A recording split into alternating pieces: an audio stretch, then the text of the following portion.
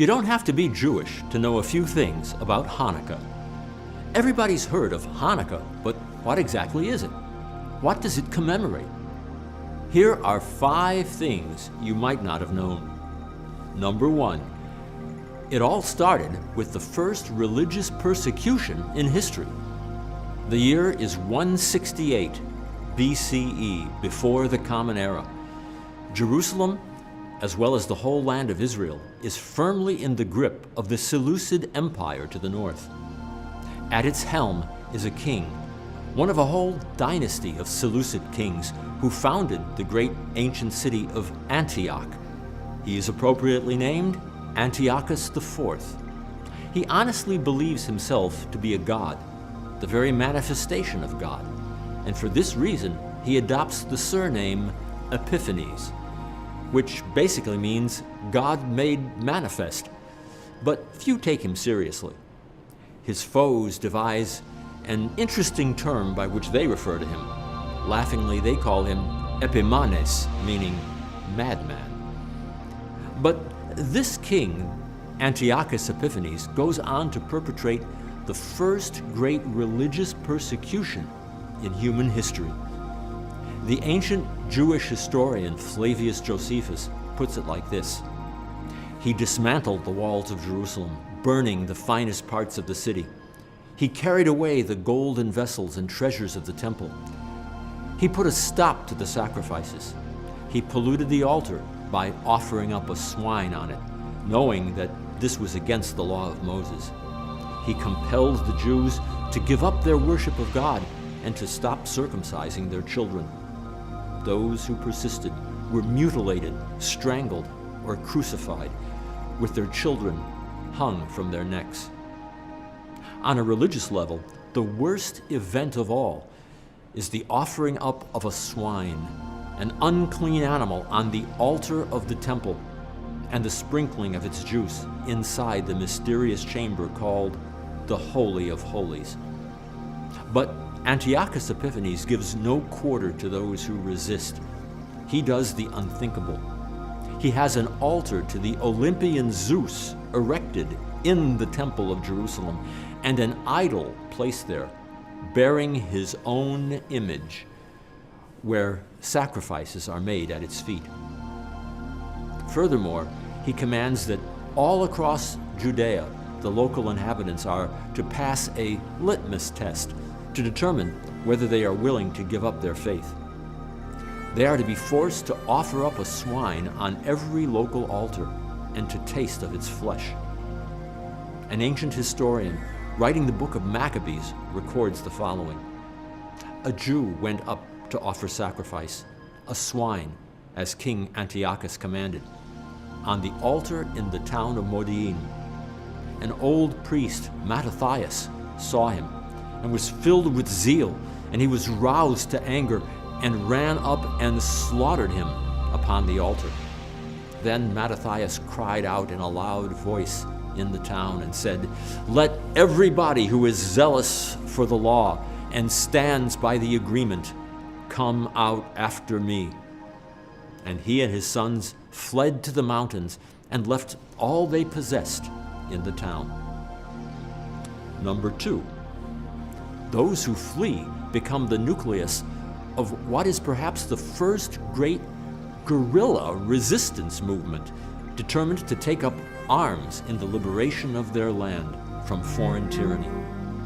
Soon after the events in Modi'in, the old patriarch Mattathias dies, passing the torch to his sons. The eldest of the 5, named Judah, now takes up the sword on behalf of his oppressed people. A massive Syrian army commanded by an infamous commander, Apollonius, musters against the Judean renegades.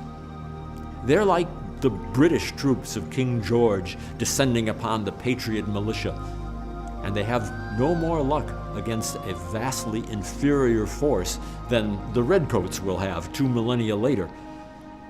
Marching in fine columns, their armor gleaming under a brilliant sun, the Syrians are attacked from nowhere by the sons of Mattathias, who have organized a militia of freedom fighters. The Syrians are cut to ribbons. Apollonius' sword is taken up by Judah, who now wields it as a symbol of defiance, pursuing the fight for the liberation of Jerusalem.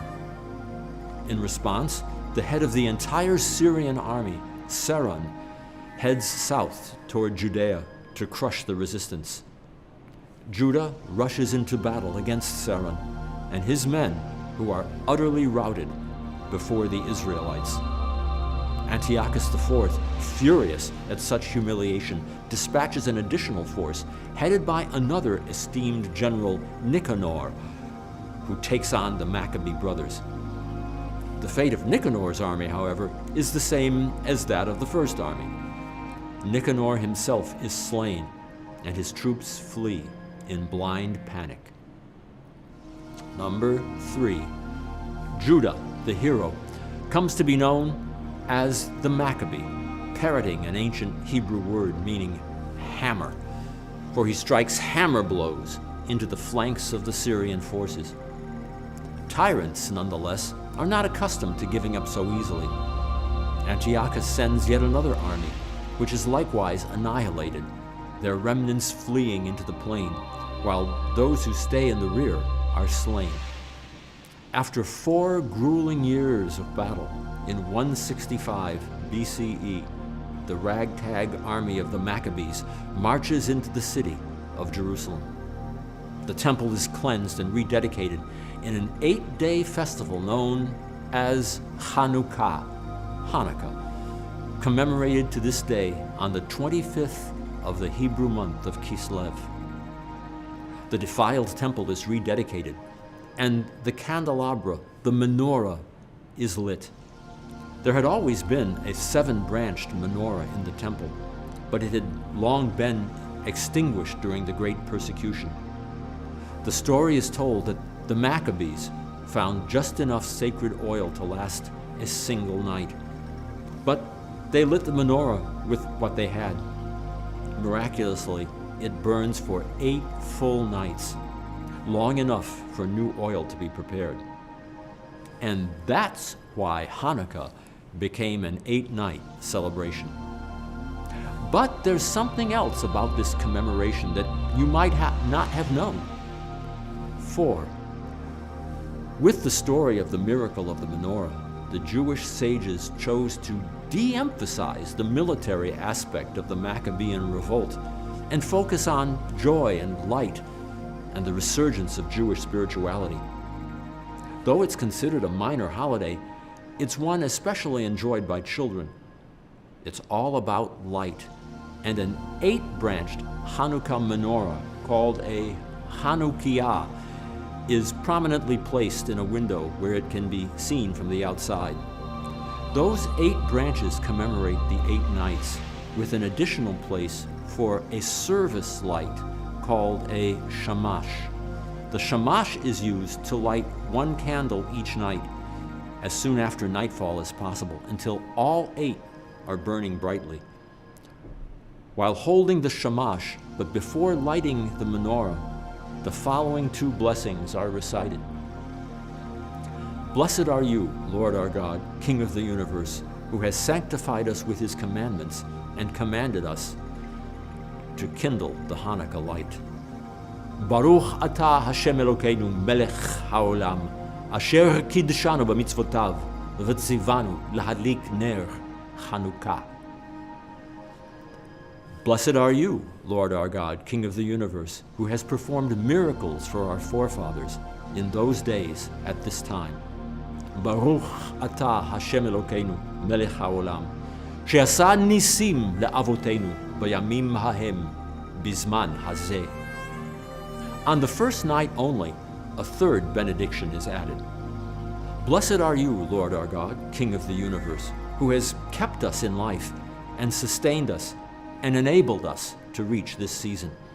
Baruch atah Hashem Elokeinu melech haolam, shehechiyanu v'kiyamanu v'higianu lizman hazeh. After lighting the menorah, additional prayers and songs brighten the festive spirit. It's customary to present the children with Hanukkah coins or gelt or other appropriate gifts. All over the world, there is a game with a spinning top that has a Hebrew letter on each side. In Israel, it's called a sevivon, and in Yiddish, which is prominent elsewhere, is called a dreidel. The letters are Nun, Gimel, He, and Shin, and together they represent the phrase, a great miracle happened there. Nes gadol haya sham. Number 5. If playing in Israel, the letters on the sevivon are different. Nun, Gimel, He, and Pei, rather than Shin. It now reads, a great miracle happened here. Nes gadol haya po. In this land, the land of Israel. Wherever the game is played, participants contribute to a pot with objects, such as chocolate, gelt, or pennies, and spin the top to see what they get. If they land on Nun, they get nothing. If Gimel, they get everything. If He, they get half, and if Shin, they add a piece to the pot. It's also customary to eat jelly-filled donuts called sufganiyot in Israel, and potato pancakes called latkes in Yiddish. Eating foods fried in oils is a reminder of the oil that miraculously burned for 8 nights. Throughout the week, special prayers of praise and gratitude to God are added to prayer services and the recitation of grace after meals. Some think of the festival as nothing but 8 crazy nights, but as we have seen, there's a lot more to it than that.